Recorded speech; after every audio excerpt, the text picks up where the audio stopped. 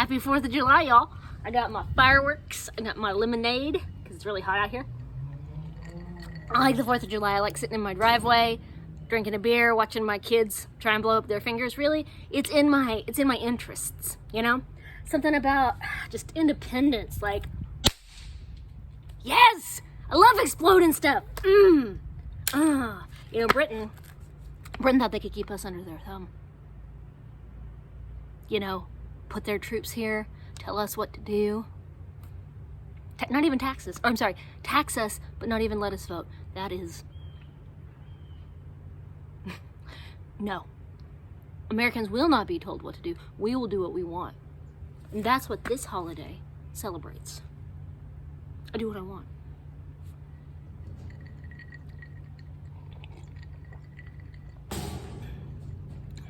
And now, because of the 4th of July, because of throwing tea into Boston Harbor, woo! We Americans are free from tyranny. Declaration of Independence says so. Well, I mean, white, male, land-holding Americans are created equal, free from tyranny. Maybe not the rest of us so much. I do really like blowing stuff up. That part's true. But the whole holiday, this particular celebration of American nationalism, oh man, it's really sticking in my throat this year.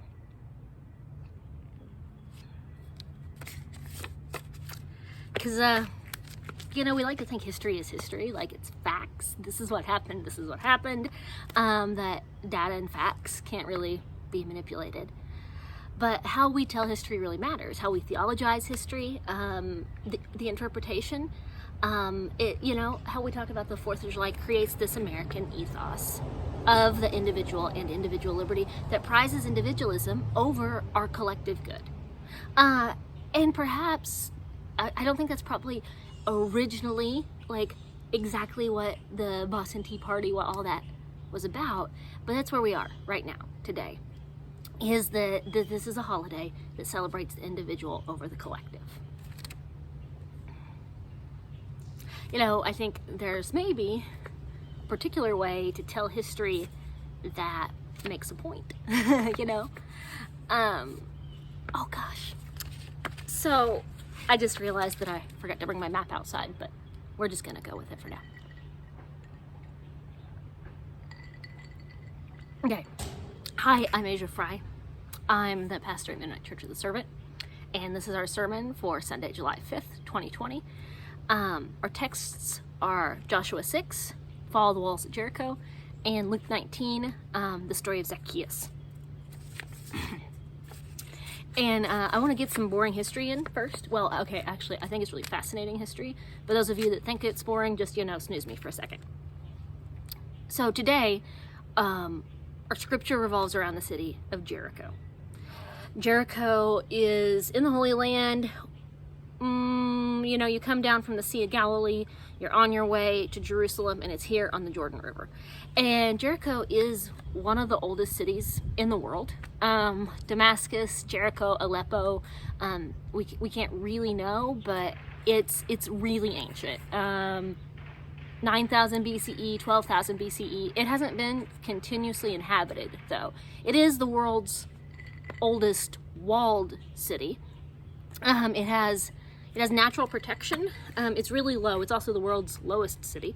And so, like, tectonic activity dropped it into a basin. There are natural walls around it. And then, of course, Jericho, in most ancient times, had physical walls. It's on the Jordan, and there's a natural spring there. So, as humanity moved from our traveling agrarian stage to establishing cities, Jericho became one of the first ones.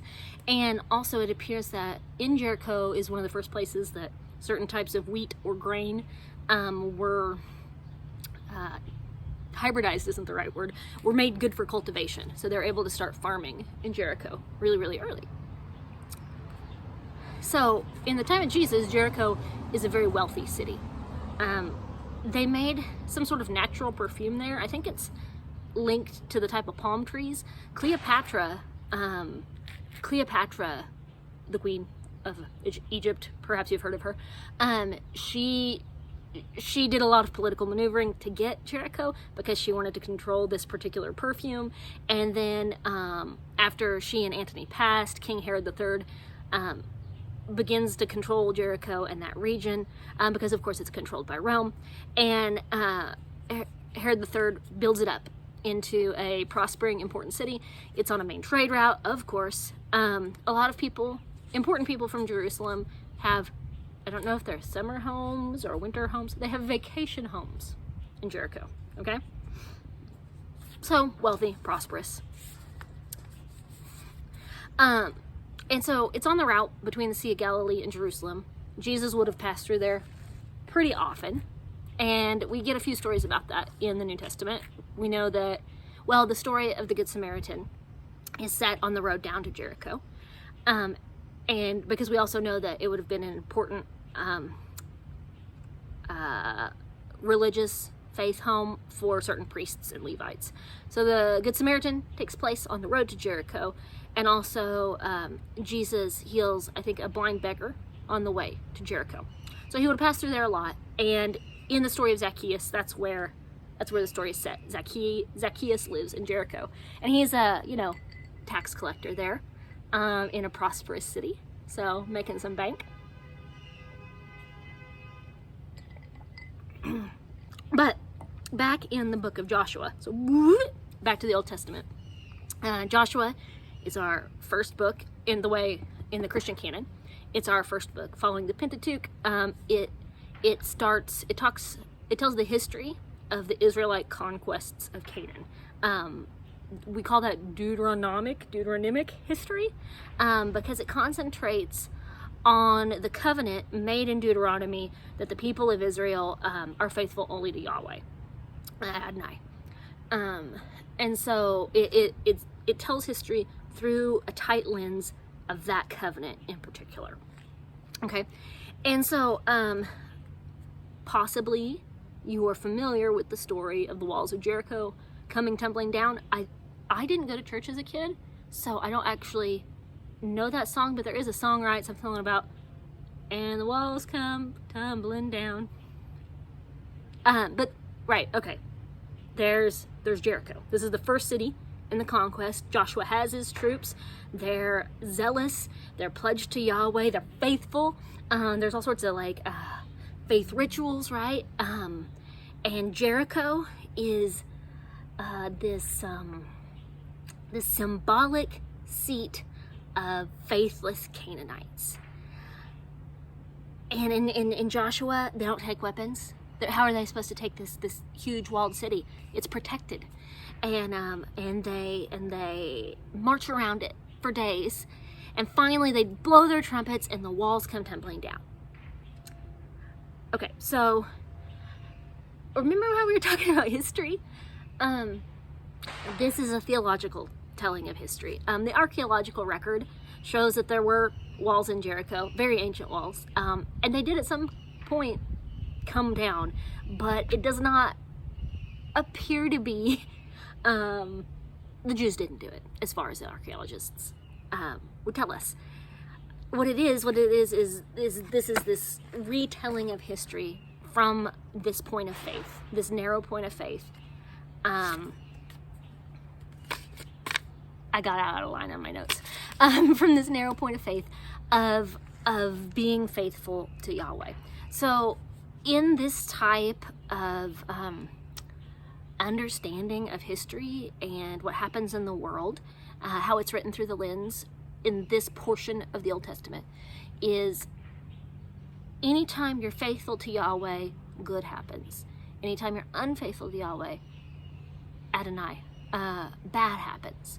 And so if something bad is happening to you, it's because you've been unfaithful. They don't take into account famines, sociological things, the whims of kings. Just everything is directly God's force. Okay, and so to to make the historical theological point that God is sovereign and powerful.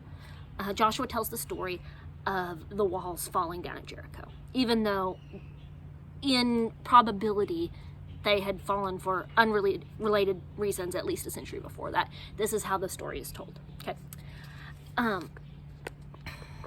My neighbor came over yesterday, and she's British. Her kid was playing in the yard with my kid, and we were sitting in lawn chairs. And did you know, this is going to shock you, did you know that British people tell the story of the American Revolution differently than American people? It's wild, right? Apparently they don't see themselves as tyrannical, unjust rulers. Weird. I wonder also, I think that Native Americans maybe don't tell the story of the American Revolution in the same way that predominant white culture tells the story. They certainly are going to mention the doctrine of discovery and systematic forced removal from their lands, when that's not something we pay a lot of attention to on the 4th of July. So the story's told differently. Joshua's telling this story differently to make a point. To make this point of true and complete fidelity to the one God. And of course, so immediately after in Joshua 7, one of the troops doesn't follow covenantal law, and then they're unsuccessful until that person repents. So this is an Old Testament theme.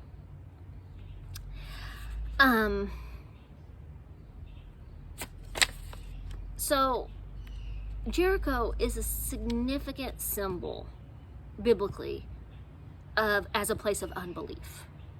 All right, if I say Orlando, Florida, maybe you think Disney World.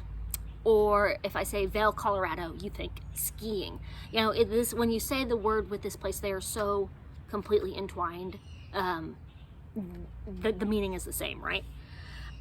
Jericho means unbelief.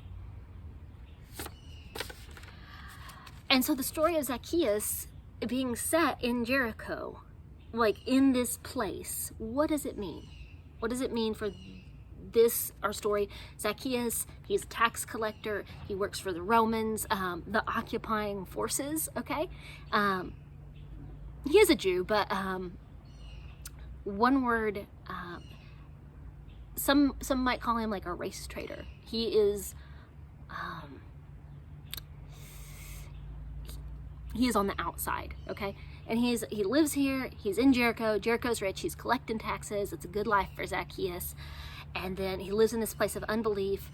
Jesus walks by, he wants to see him. He climbs a tree, he looks, there's Jesus. Jesus says, Zacchaeus, I'm coming to your house today. I do know that song. I'm coming to your house today, Zacchaeus. And then Zacchaeus repents and gives back more money than he had ever defrauded, okay? So why is it significant that this story takes place in Jericho? Before we leave Joshua 6, completely behind, that whole marching around the city without weapons and then blowing trumpets, like, sounds pacifist, and I like it. But then when the Israelite forces go into Jericho, they slaughter every man, woman, and child, and that does offend my pacifist sensibilities. Despite the fact that I know that this is a theological understanding of event and not perhaps the actual historical event, like, here it is in our Bible, seeming like God's will, right? It's presented as God's will, for sure.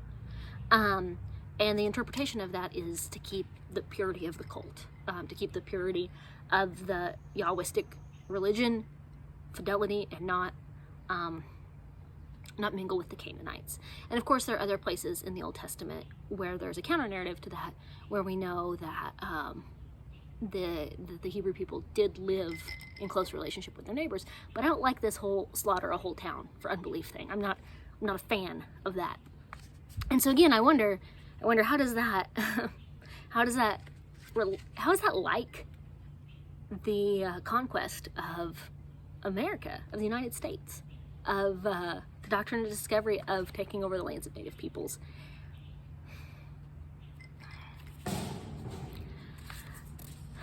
And I think also, I'm thinking about how does it speak into our like present situation of the fear of mixing with our neighbors? And I'm thinking about that on multiple levels. The fear of mixing, there's some racial tension, perhaps you've noticed, and that sort of fear. What does it mean to fear our neighbors of other races? How does that work here with this text? But also, like, I don't know, I've been social distancing, wearing my mask, not hanging out with people, right? Except in the yard. And I'm having like nightmares about being places with lots of people. We're scared to be with our neighbors because of plague, because of illness.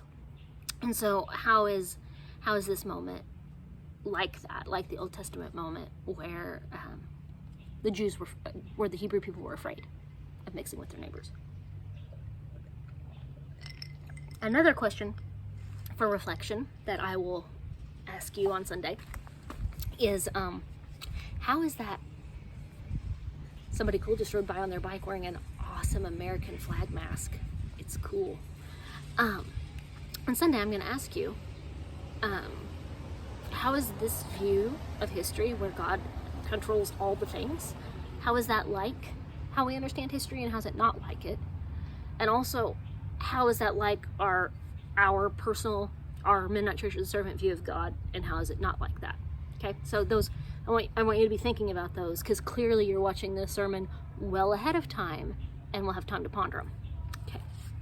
Oh, also, I hope Susanna's at church. I bet she has some insight from Britain. Susanna, come to church. Okay. Zacchaeus, Luke 19, the first part. Yeah, we've talked about this. Zacchaeus, tax collector, works for the Romans, the occupying forces, makes bank. Jesus calls him. He's more generous than he has to be.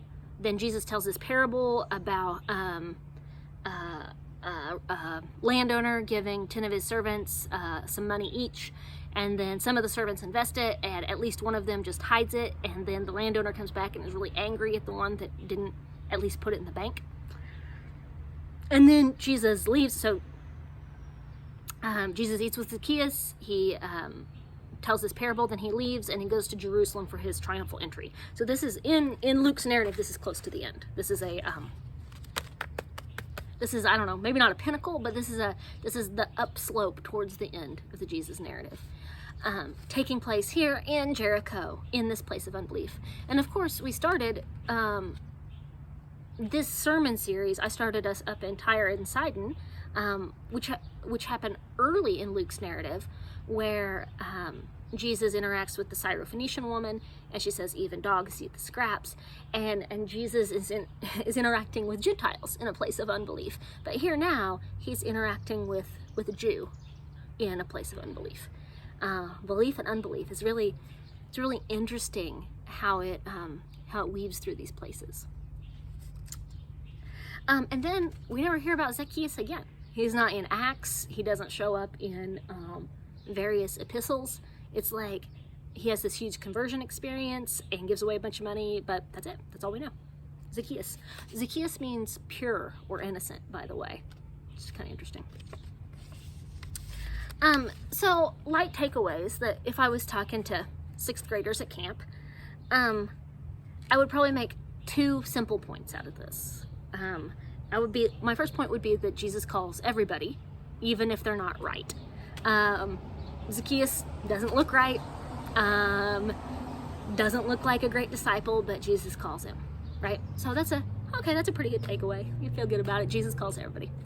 And then a second thing I would probably talk about if I was talking to introductory level people, is I'd be like, hey, this is a model for repentance. Look, Zacchaeus confesses with his mouth and then backs it up with actions. You know, here's a repentance model. And we could walk through it and look at all the steps and then say, oh, if there's something I need to repent of, here are my steps. But you're you and you're grown-ups. And here we are. I want to know, what does this story say in Jericho? What does it mean in Jericho? It didn't take place just anywhere. It didn't take place in Capernaum. It didn't take place in Bethsaida. It took place in Jericho. Oldest city in the world. Fortified walls. Never-ending spring of water. It's been going for like 14,000 years, right? What does it mean for Zacchaeus to make this statement of belief? Here, what does he say exactly? Got a Bible right here. Okay.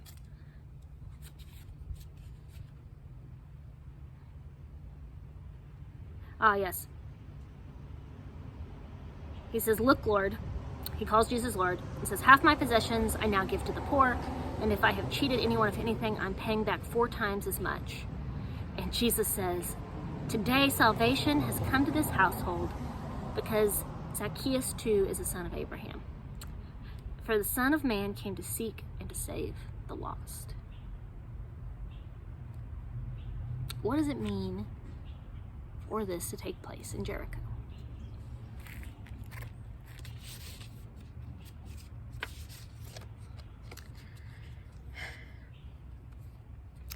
You know, I wonder, I mean, like, I have some thoughts. I wonder if it redeems Jericho from its former reputation. To say, this Old Testament symbol of what unbelief is, now Jesus comes here and brings it full circle, and it's now a place of belief. I wonder if it flips it on its head. Because, like, even, I mean, the crowds in Jericho, the crowds were trying to see Jesus. That's why Zacchaeus had to climb a tree in the first place. I think it has to be significant that Zacchaeus worked for the occupiers, right? Like, that has to play into this somehow. I wonder if this is a statement of Jesus' sovereignty. So the whole point in Joshua is that God is sovereign, and our faithfulness to the one God is whether we're right or wrong.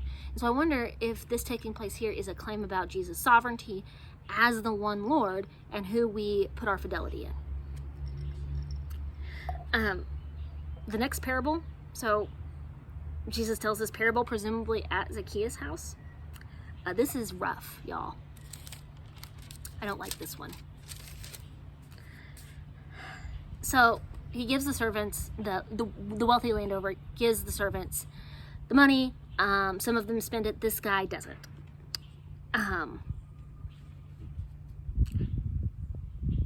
The king said to him, "I will judge you by your own words, you wicked slave. So you knew that I was a severe man, withdrawing what I didn't deposit and reaping what I didn't sow. Why then didn't you put my money in the bank, so that when I returned, I could have collected it with interest?" And so then the rich man said to his attendants, "Take the money from him and give it to the one who has 10.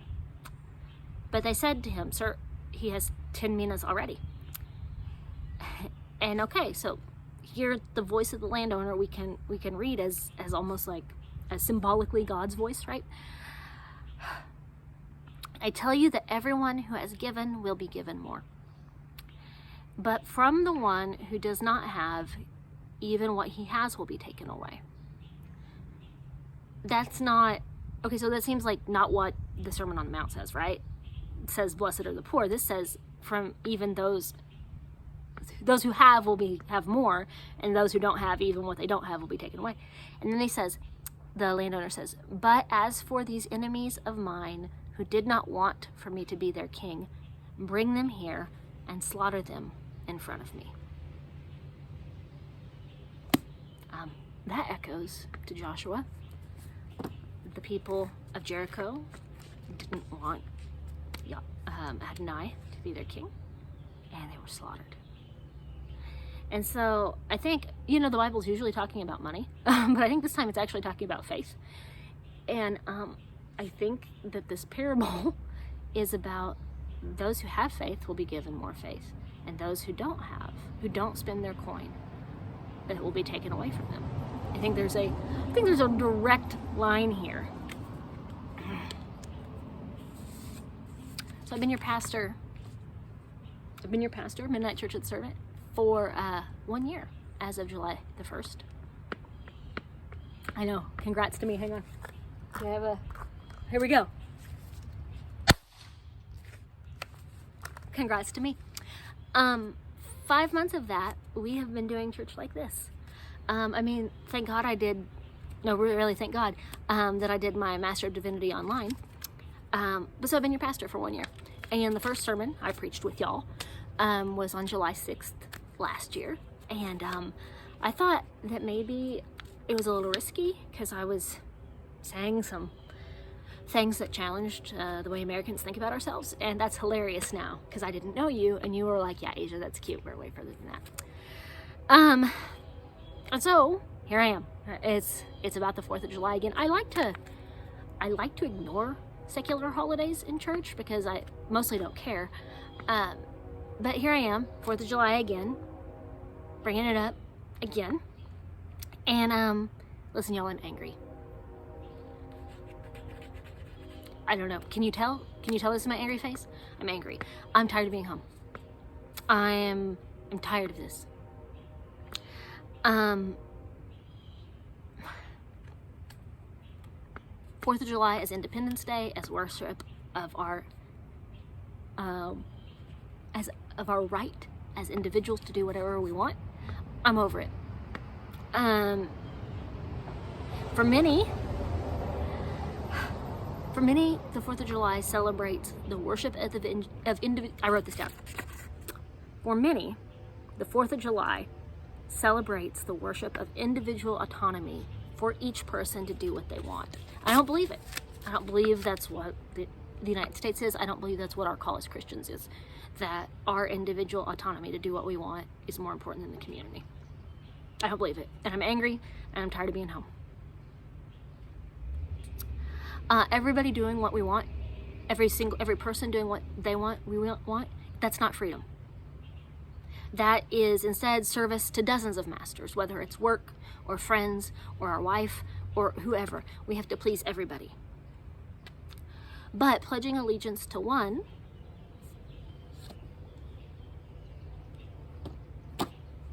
is life and is redemption, not just of me, but of redemption of the community. Not just me, not just the community, but all of humanity, okay? At Midnight Church of the Servant, we think that we are a radical Jesus community. Let us be one. Let us be one. So, okay. I'm way over time. You're probably bored. Maybe you fast forwarded. I respect that. But for the next few days, you're going to hear fireworks. Okay? Lots of explosions just around. I will be actually exploding some later myself because I do like blowing stuff up. But as you hear the fireworks, I want you to think about Jericho and the trumpets and the trumpet blasts crumbling the walls. Okay? You with me here? Trumpet blasts crumbling the walls? May our walls of unbelief crumble. Whether it's mine or community or the United States. May our walls of unbelief crumble. May they fall. May we give our allegiance to the only one who is sovereign. Amen.